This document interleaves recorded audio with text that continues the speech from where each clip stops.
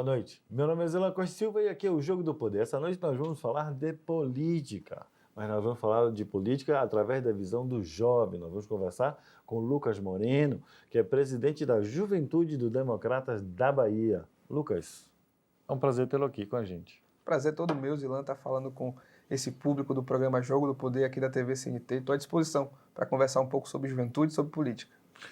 Me diga uma coisa, o que eu sei de você é que você é um jovem publicitário, 26 anos de idade, e por que é essa paixão pela política e por que a política o levou a ser eleito presidente da Juventude dos Democratas, um partido conservador e de direita?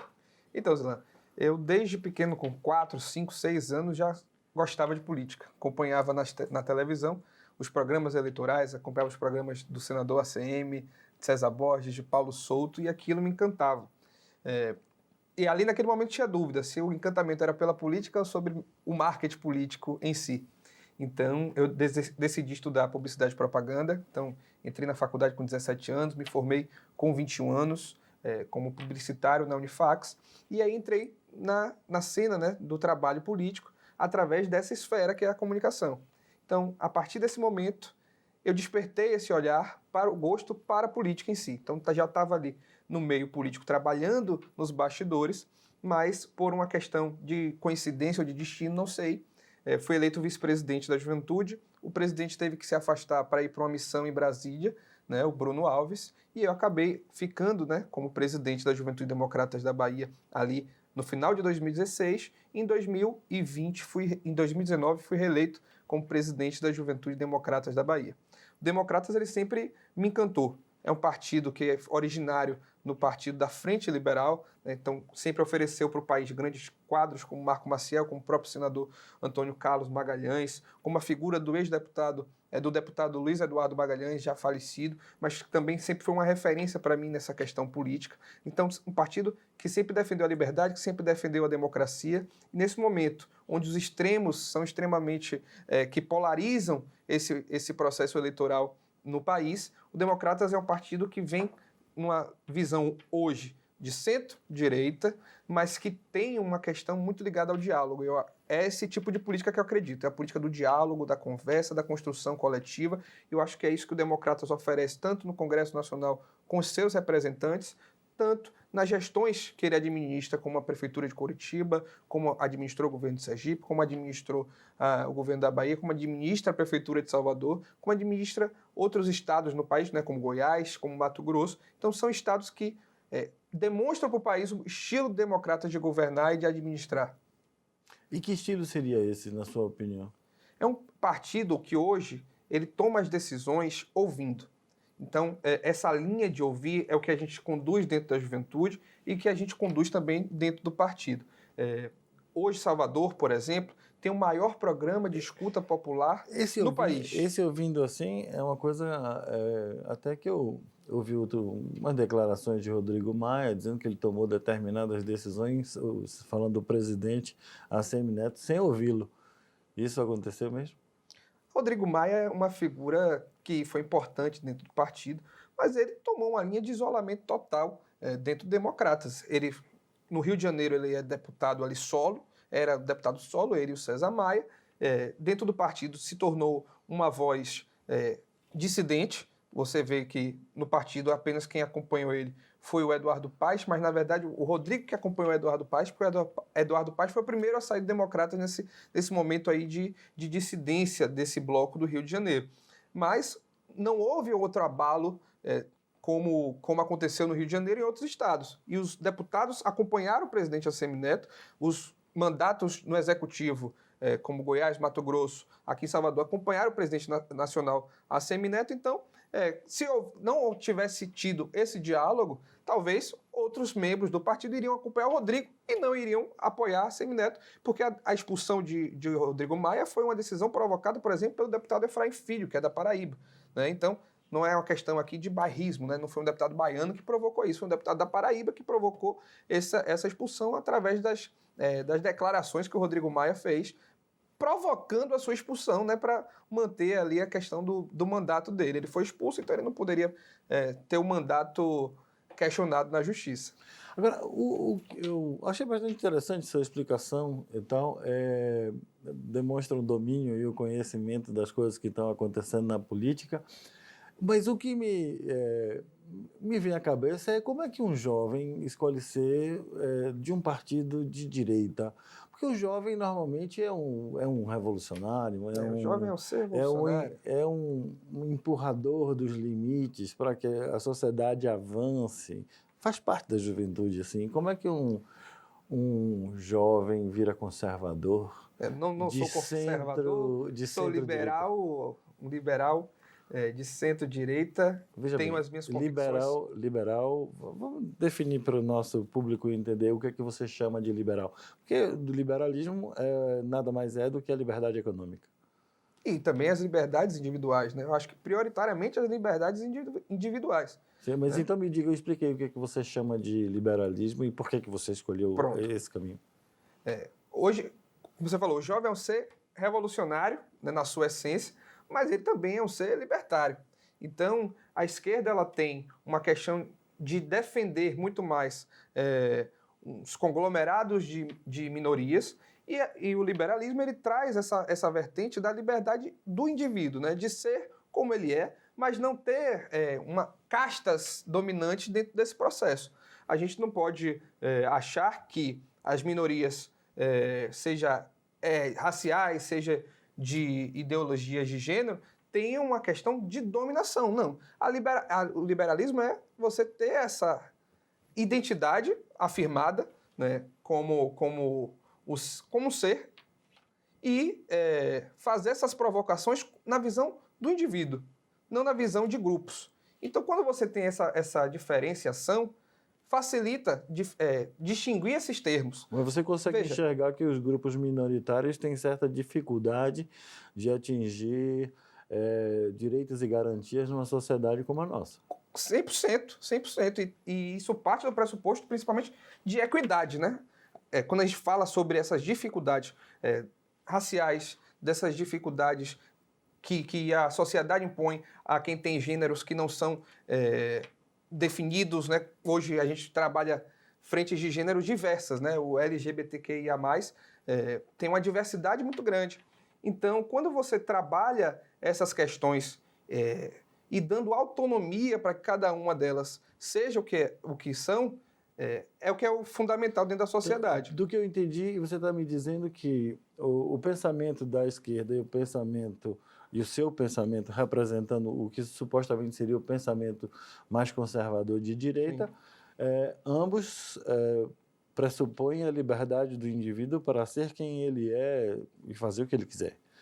Dentro da lei, obviamente.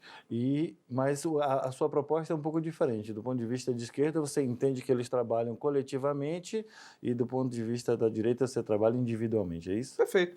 E uma questão que eu ia iniciando a falar sobre equidade é a questão de essas pessoas têm necessidades diferentes, né? Têm problemáticas diferentes, construções individuais diferentes. E o princípio de equidade parte disso. A gente não pode fazer uma divisão igualitária, não. Tem gente que precisa mais.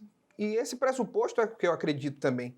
Tem pessoas que precisam mais, né? Não dá pra gente... A meritocracia ela é importante, ela em vários momentos, ela é fundamental em alguns momentos, mas existem momentos que precisa se dar mais a quem precisa mais.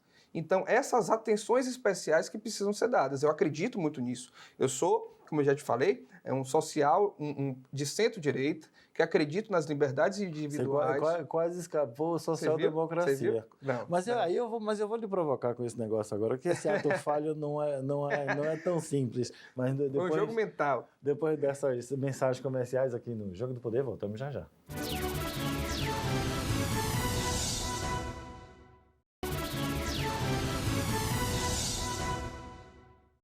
Estamos de volta aqui no Jogo do Poder, tendo uma interessantíssima conversa com o Lucas Moreno, que é presidente da Juventude do Democratas. Juventude e conservadorismo, vamos entender um pouco mais disso, continuando nosso bate-papo. Lucas, no bloco passado, você deu uma escorregadinha e falou da social-democracia, quase se autodenominou tucano. Qual é a diferença de um e outro? Eu iria falar da social liberdade, né? que ali era o primeiro... Vamos acreditar isso, não é, telespectador? Claro, vamos lá. Repete aí que vocês vão ver. O desenho do PFL na época era ter esse trabalho da Frente Liberal e tinha um trabalho muito extensivo na questão social, né, que foi o Partido Democratas que criou o Fundo de Combate à Pobreza, foi a partir do senador ACM, e então é sobre essa vertente que eu ia tratar. Sim, mas continue. Sim, mas e a social-democracia, o que é que você acha dela? O PSDB é um partido importante para o país, tem suas contribuições. Eu acho que teve ali o Fernando Henrique Cardoso, que foi um presidente importante nesse processo de estabilização da economia, tem uma visão um pouco diferente da minha em algumas questões, mas o presidente Fernando Henrique foi responsável por traçar um desenho econômico bem desenhado ali com a implementação do Plano Real, que foi importante para o país. O PSDB é um partido que tem diversas frentes dentro de uma só, né? Então você tem ali o PSDB de Marconi Perillo, que já é uma figura um pouco mais controversa, você tem o PSDB de João Dória, também é uma figura que tem antagonismo na sua administração. Mas o dele também não deixa de ser... Tem também, eu acho que todos os partidos têm essa característica, né? Talvez por isso os nomes sejam partidos, né? Eles têm as suas divisões nos conceitos nos conceitos ideológicos de cada um, mas também dentro do partido existem as frentes. O próprio PT, ele é um partido que tem diversas frentes dentro do Partido dos Trabalhadores. O que é que você acha, por exemplo, da decisão de mudança da presidência do Partido Democratas no Rio de Janeiro, entregando ele a pessoas próximas do pastor Malafaia? Isso significa uma aproximação do DEM com o presidente da República? O que o presidente do partido nega?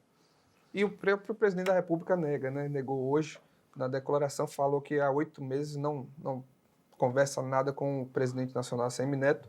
Pelo menos isso fica bem claro aí para todo mundo. Voltando ao Rio de Janeiro. Rio de Janeiro, houve uma troca imediata de partido pela expulsão do Rodrigo, pela saída do César, pela saída do Eduardo Paes. O deputado Sóstenes Cavalcante era o deputado que foi eleito pelo Democrata, já tinha um mandato e assumiu a presidência nesse momento. Eu acredito que no final do ano haverá uma eleição, uma escolha e a definição de como será tocado o partido no Rio de Janeiro. Novos membros deverão entrar, que estão em outras siglas hoje, e com a saída do Rodrigo se sentem mais à vontade de participar do Democratas e o partido está de portas abertas. E o que você acha da possibilidade, vamos tratar isso como possibilidade, apenas possibilidade teórica, do DEM apoiar a reeleição do presidente Bolsonaro? O que você acha como jovem essa questão?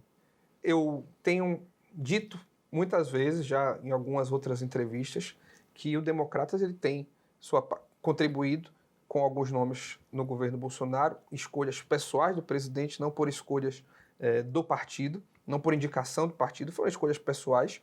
O Onyx e a Maria Tereza sempre foram, e a Tereza Cristina sempre foram próximos ao Bolsonaro desde o mandato dele como deputado. Democratas têm votado no Congresso Nacional as pautas que entendem que são relevantes para o país e têm votado contra em outras pautas. Os deputados têm a sua liberdade para fazer a decisão, principalmente as pautas de reforma. Os democratas têm sido protagonistas dessas pautas porque acredita que o Estado precisa ser reformado. Não estou aqui tentando sair da pergunta não, mas estou narrando essa construção e essa condução do partido de proximidade, em alguns momentos, com o governo Bolsonaro. Agora... Eu já vi a sua resposta defendendo tranquilamente a posição do partido. Na realidade, pode tomar qualquer uma das posições, mas eu queria saber o que você, como jovem, pensa disso. Isso, exatamente. Eu quis narrar isso na introdução para dizer que o partido ele vai ter a sua liberdade de fazer a decisão. Mas como um jovem baiano, que entendo principalmente o que o jovem das comunidades precisam, eu sou do Engenho Velho de Brotas, tenho muito orgulho disso. Meu antecessor na presidência da juventude é também negro, de Pau da Lima, que conhece a periferia da cidade, e nós jamais, em momento algum, cogitaremos apoiar o presidente da República. De jeito nenhum. A minha posição pessoal é de apoiar de forma alguma o presidente Jair Bolsonaro. não coaduno do pensamento do presidente. Numa eleição polarizada, significa que você votaria na esquerda? Não. Eu vou votar na terceira via no primeiro turno, certo? E aí no segundo turno eu vou tomar minha decisão. E quem seria a terceira via? Porque essa terceira via não parece surgir com grande força, ou pelo menos a população não está dando credibilidade a um caminho pela terceira via.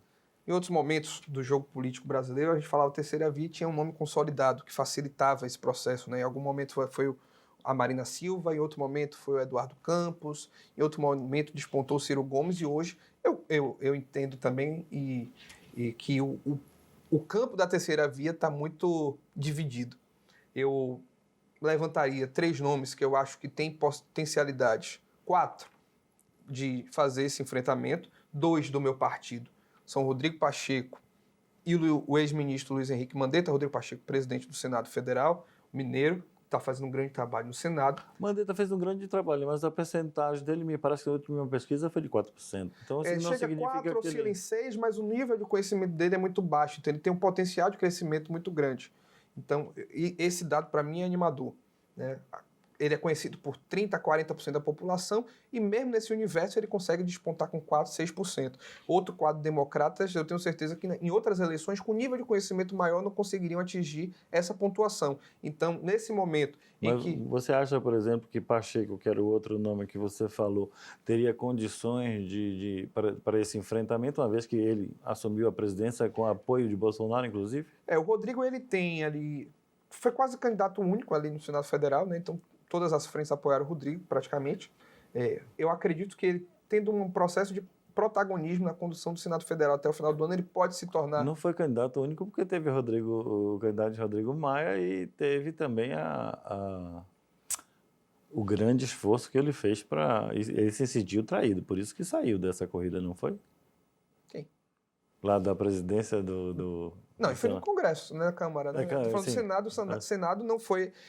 ali o Congresso teve a questão do Arthur Lira e com o Baleia Rossi, mas não, no Senado Federal o caminho foi um pouco mais tranquilo por Rodrigo Pacheco. Por isso que eu falo... Você tem razão, eu confundi. Eu confundi. Por isso que eu falo que o caminho foi mais tranquilo, ele teve votos... A política aqui no Brasil não é simples, não. De vez em quando você faz umas confusões. A gente fica maluco, porque veja, se você tem uma polarização ali no Congresso Nacional, já na casa do lado, no Senado Federal, as duas frentes que estão se enfrentando no Congresso estão dialogando com tranquilidade no Senado Federal. Então, o Senado sempre foi mais pacífico. Sempre foi uma casa pacificadora, né? Talvez ali se tivesse o Renan Calheiros como candidato a presidente, o jogo pudesse ficar um pouco mais difícil, a disputa pudesse ficar um pouco mais difícil na questão de embates de crenças mesmo para essa decisão. E como é que a juventude, por exemplo, você chamou o Renan Calheiros, obviamente é um senador de Alagoas, e ele me remeteu a minha cabeça aqui diretamente a CPI da Covid, Sim, que está acontecendo. E dentro da CPI da Covid, nós temos alguns senadores e do DEM que estão fazendo um esforço muito grande para apoiar o presidente e o governo. O senador Marco Rogério do Acre, né? Tem feito esse enfrentamento mais pesado, mas é como eu falei, o partido hoje ele tem no Congresso uma postura de independência, né? Independência cabe a mim como juventude, como presidente da juventude, saber desse processo de independência qual deputado que eu vou caminhar, qual deputado, qual senador que eu vou entender que está ali de acordo com as minhas crenças e as minhas convicções desse processo.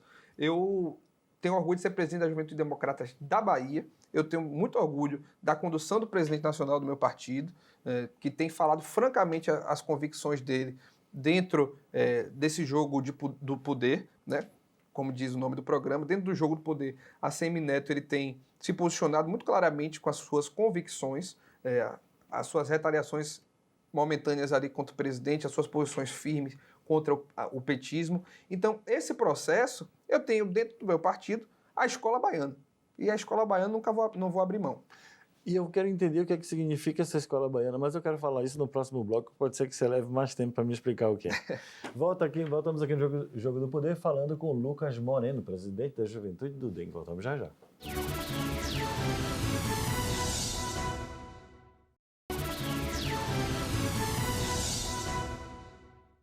Estamos de volta aqui no Jogo do Poder, conversando nessa noite, aliás, uma conversa muito interessante com o Lucas Moreno, que é o presidente Da Juventude do Democratas, para não confundir as presidências, e você sabe que no bloco passado, eu não vou nem continuar a minha frase, no bloco passado a gente estava falando, você na realidade estava falando do que era uma escola baiana. O que é a escola baiana, quem criou e o que é que ela significa? Eu vinha falando sobre a Escola Baiana de Democratas, o jeito de democratas de governar aqui na Bahia. Né? O PFL, o então PFL, depois o Democratas, teve momentos importantes de condução da política da Bahia, sucedidos ali pelo petismo, primeiro com Wagner, depois com Rui Costa, mas conseguiu manter em administrações municipais esse jeito. E que jeito é esse? Né? Essa é a provocação que você me faz.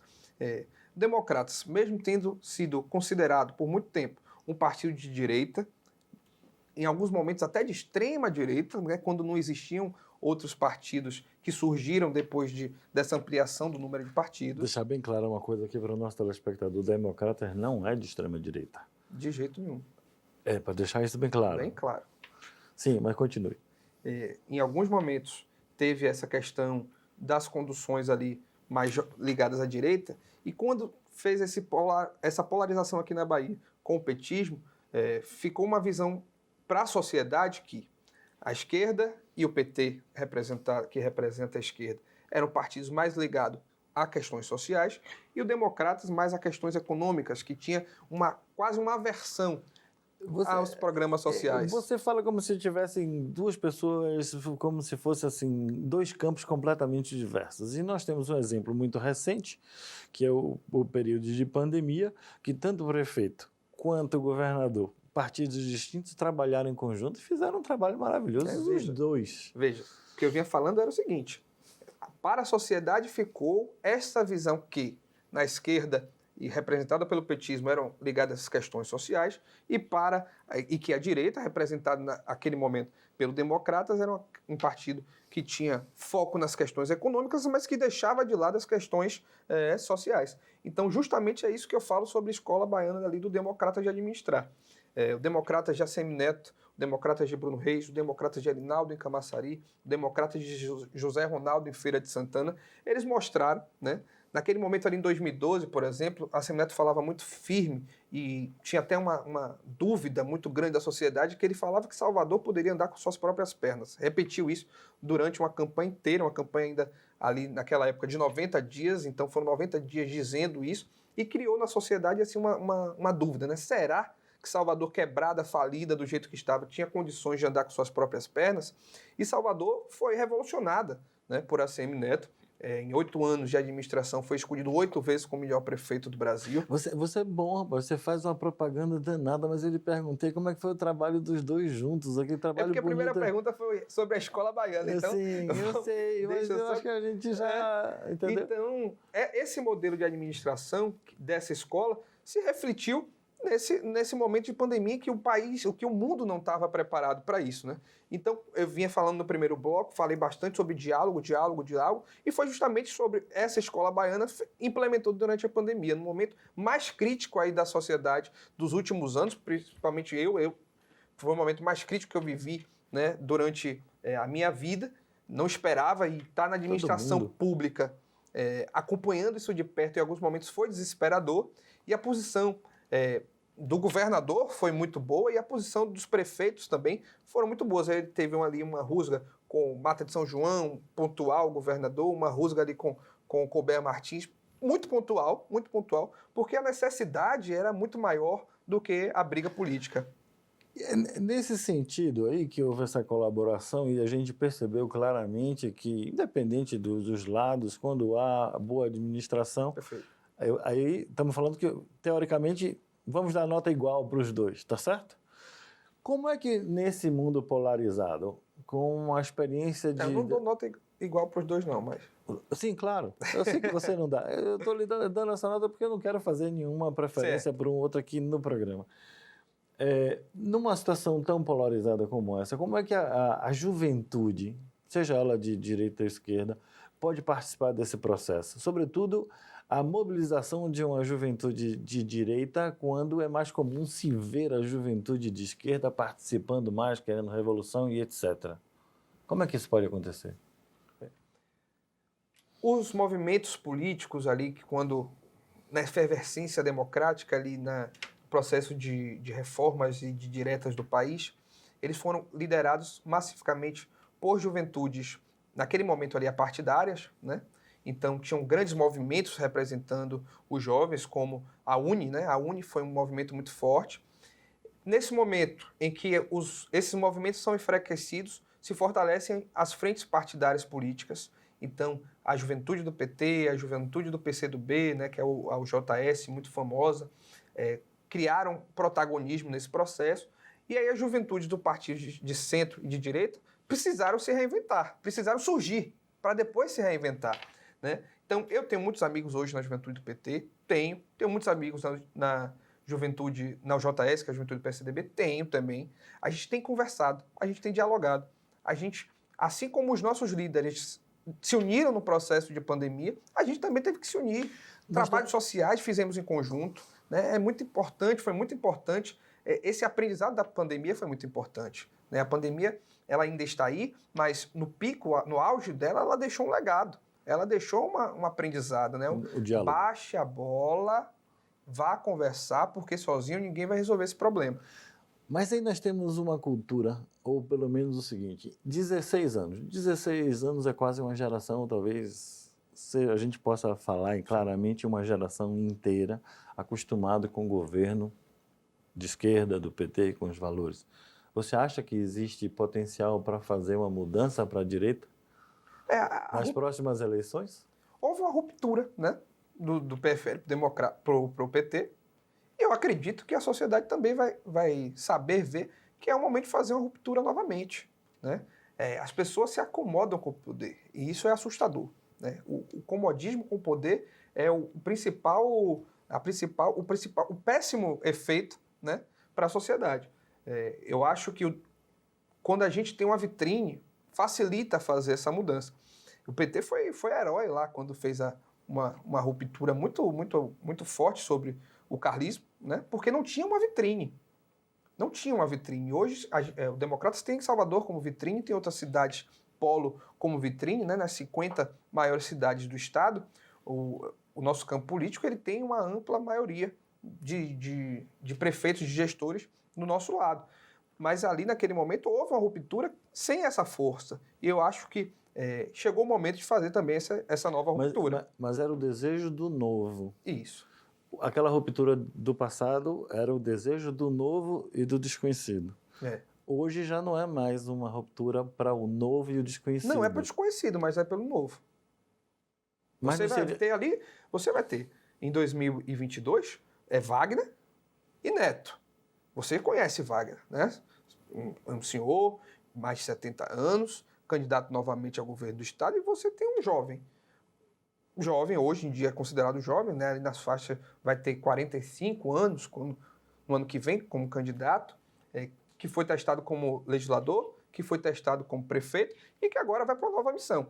Talvez não seja a mesma característica daquela ruptura, mas tem também áreas de ruptura, tem áreas de velho, de novo, de modernidade, de atraso, né? Eu acho que dá para fazer algo parecido. E o que você acha, como jovem de direita, que você poderá revolucionar na política se houver essa ruptura e essa mudança? Conceitos de esquerda e direita, ele vem lá da Revolução Francesa, né? A divisão dali do parlamento e talvez... Jacobinos. Perfeito, e eu acho que nós estamos em 2022 aí, eu não me aceito aí ser rotulado como um jovem de direita, eu sou um jovem que tem que tem sonhos. Conservadores, então? De jeito nenhum, conservadores de jeito nenhum. Eu sou um jovem liberal que tenho minhas crenças, que acredito na justiça social, que acredito no país melhor através de projetos sociais, de projetos que incentivem os jovens da periferia, que deem oportunidade aos jovens, né? E eu quero dar a minha contribuição, estou dando a minha contribuição como presidente da Juventude Democratas da Bahia, tenho rodado o interior do estado, tenho conversado principalmente com jovens sobre educação, sobre geração de emprego e sobre segurança, né? mostrando, apresentando a vertente do empreendedorismo como uma das soluções para solucionar os graves problemas que o nosso Estado tem com a educação e que esses problemas com a educação acarretam em problemas na segurança, e esses problemas de segurança acarretam nos problemas de geração de emprego e se tornam uma cadeia onde o jovem da Bahia, preto e da periferia é o que mais morre no país. Então, esses dados, com o governo aí administrado pelo Partido dos Trabalhadores há 16 anos, os jovens da Bahia têm sofrido. E essa é a minha visão, né? E é esse quadro que a juventude do meu partido e que eu, especificamente, tenho tentado mudar com essa vertente, com essa possibilidade de ser presidente da juventude de um dos maiores partidos do país. Nós vamos continuar conversando. Você tem uma conversa muito interessante e cheia de conteúdo e é preciso continuar. Voltamos já já no Jogo do Poder, depois dessas mensagens comerciais. Até já.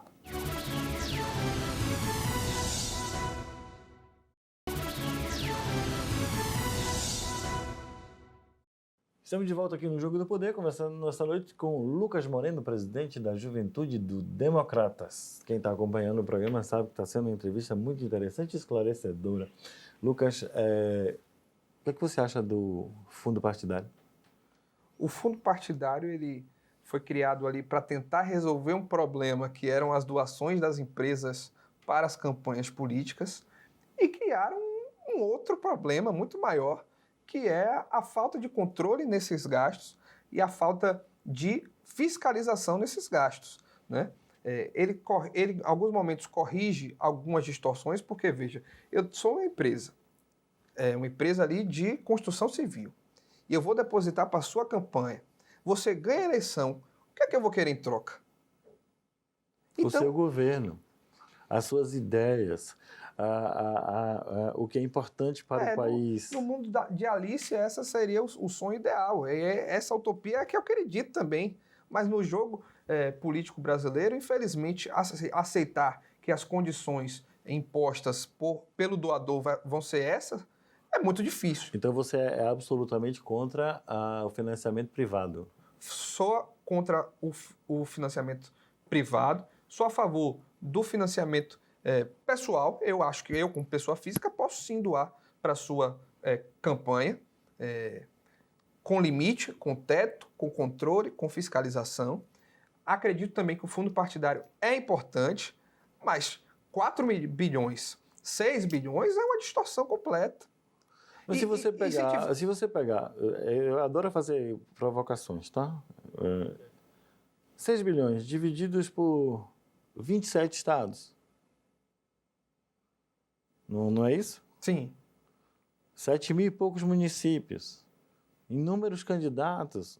Na ponta tem muito pouco dinheiro para cada um. Não tem porque... E o que eu falo de... Ou seja, é possível fazer uma campanha com esse dinheiro? Com esse dinheiro? Do fundo partidário? É possível fazer uma campanha, por exemplo, a campanha majoritária que vem pelas próximas eleições, presidente da República, com esse dinheiro? Com esse dinheiro que já está aí, os 2 bilhões, dá tranquilo para fazer campanha política. Não existe Caixa 2, hoje em dia. Que eu conheça, não. Mas que existe, existe. Se existe, de onde vem o dinheiro? Quem tem acesso à Caixa 2 normalmente é igreja e criminalidade, que tem dinheiro em caixa na mão, normalmente, através das doações ou através das suas atividades ilícitas. São 2 princípios. E você acha que é essa fonte de recurso, por exemplo, que traz uma grande participação de elementos, digamos assim, estranhos à política, como, por exemplo, a criminalidade sendo representada na política ou a própria igreja sendo representada na política? Existe essas 2 questões, né, sobre o poder da criminalidade, poder firme, forte e claro das milícias no processo eleitoral também.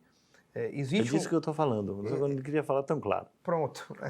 Existe essa influência das igrejas, continua existindo a influência das empresas também, mas o que eu falava do fundo partidário é que tendo freios e contrapesos, e a fiscalização, Zilan, é fundamental porque, veja, hoje o fundo partidário ele vai para o presidente do partido nacional e o presidente nacional desloca para os presidentes estaduais, correto? E esses caciques são os que comandam a verba do fundo partidário. Não há uma discussão, muitas vezes, interna dos partidos menores, principalmente para ser feita essa divisão. Então, por isso que nos municípios menores, lá na ponta, ele acha que não dá, que o fundo partidário não dá, mas não é que não dá, é que não chega. É que não chega. Então, é preciso ter uma fiscalização ou talvez uma legislação que seja muito clara. É X para fulano, é Y para ciclano, é Z para beltrano. Partindo do pressuposto que eu não tenho nada contra a religião, como é que você consegue diminuir a influência da religião na decisão política? Porque uma coisa é a decisão política do convívio em sociedade, outra é a sua relação pessoal com Deus. Perfeito. Eu sou católico, então as minhas convicções de fé, elas ficam da porta do partido para fora, né? Eu não costumo misturar essas duas coisas. Eu entendo que a política ela pode... A igreja pentecostal, as igrejas de denominação pentecostal, normalmente não tem esse limite Isso. ou essa autodisciplina que você diz ter. Eu não posso aí entrar melhor nesse assunto sobre as igrejas evangélicas por não dominar o assunto, não dominar como funciona cada uma delas. Eu acho que elas têm um papel importante para a sociedade na questão da fé, na questão social. Muitas desenvolvem grandes trabalhos sociais a partir da fé, mas a influência política ela precisa ser repensada. A gente tem igrejas que têm uma verdadeira ali idolatria pelos seus candidatos, né? Contestam a ideologia, idolatria da fé, mas idolatram outras coisas. Eu fico assustado, mas fico afastado desse debate. Por isso que eu queria fazer um retorno ao primeiro bloco, quando eu lhe perguntei do Rio de Janeiro e a influência do pastor Malafaia no DEM. Você acha que isso é saudável? Não. A influência de nenhum líder religioso ao extremo é saudável. Eles podem contribuir com o processo democrático? Podem. Podem ser candidatos? Claro. Mas a que nível de separação entre a sua relevância e a sua atuação nas igrejas com a atuação política, né? A gente precisa saber a diferença. A sociedade ela é fundamental nesse debate também, porque a gente não pode achar aqui que a gente, enquanto comunicador, o senhor como comunicador, eu como agente político, tenho o papel de decidir o que a sociedade vai fazer quando estiver de frente com a urna. Não. Ela pode ouvir os seus líderes políticos, os seus líderes de fé, seus líderes, seus representantes da igreja, mas tomar a sua decisão quando estiver ali na frente da urna. Então, eu acho que a forma com que esses líderes conduzem o processo eleitoral são um pouco afastadas do que comanda a fé. O que você acha da presença dos militares no governo federal? Eu acho que é uma forma ali muito próxima de pensar com essa questão da igreja que a gente vinha falando. E são importantes, tem muitos militares com nível de conhecimento altíssimo, que estudaram muito, né, se qualificaram nas suas áreas, não são apenas militares, digamos assim, são militares, mas formação em engenharia civil, são militares, mas que entendem de tecnologia, engenheiros de tecnologia, e que podem dar a sua contribuição no papel. Só que a gente não pode ter um governo escolhido democraticamente disfarçado de governo militar. Mas o escolhido democraticamente que diz não acreditar no processo eleitoral brasileiro e foi escolhido pela urna, né? E foi escolhido pela urna. O que é que você acha disso? Existe alguma dúvida na sua cabeça do processo eleitoral e da rigidez da urna? Eu nunca vi um derrotado na urna questionar a urna. É a primeira vez que eu vejo um vencedor pela urna questionar a urna. Eu acho que está se criando um clima para que, ao perder a eleição de 2022, seja lá para quem for, tenha um argumento ali para fazer uma revelia, como fez Trump nos Estados Unidos ao perder a eleição. Eu acredito no processo eleitoral brasileiro, é um processo que as urnas eletrônicas não são conectadas ao sistema, então a invasão de hacker teria que ser individual por cada urna, né? Tem vários freios contrapesos aí que asseguram esse processo eleitoral. Havendo, hipoteticamente, uma ruptura institucional democrática neste país, em que lado nós encontraremos você? do lado da defesa da democracia sempre. Ao lado da defesa da democracia sempre. E hoje a gente fala hipoteticamente sobre essa ruptura, mas é um hipoteticamente que está cada vez mais próximo, né? Não sei se você acompanhou, no dia de hoje, a decisão ali de fazer um desfile de tanques de guerra no dia do voto, do Congresso sobre a questão do voto auditável. Me assusta esse momento que a gente está vivendo. Eu sou mais novo, você viveu o processo ali início do golpe militar, da ditadura militar. Eu não vivi esse momento, mas Eu nasci com o golpe. veja que acredito eu que o clima naquele momento tenha sido um pouco parecido com o que a gente está vivendo hoje. E só o fato de ser um pouco parecido já é assustador. É muito diferente, porque não tem apoio externo, não tem apoio dos Estados Unidos e o apoio da elite financeira pode mudar. Infelizmente, nós acabamos o nosso tempo. Muito obrigado pela sua presença aqui. Obrigado, Zilan. Obrigado à TV CNT. Obrigado ao programa Jogo do Poder. Foi um prazer conversar um pouco de política, falar um pouco daquilo que eu aprendi no pouco tempo que tenho nessa caminhada. Tenho certeza que continuarei aprendendo e para dividir isso com a juventude do meu partido, com a juventude da Bahia. Fiquei muito feliz com a entrevista. Eu acho que o telespectador também vai gostar. Voltamos na próxima semana. Meu nome é Zilan Costa Silva e aqui é o Jogo do Poder. Até lá.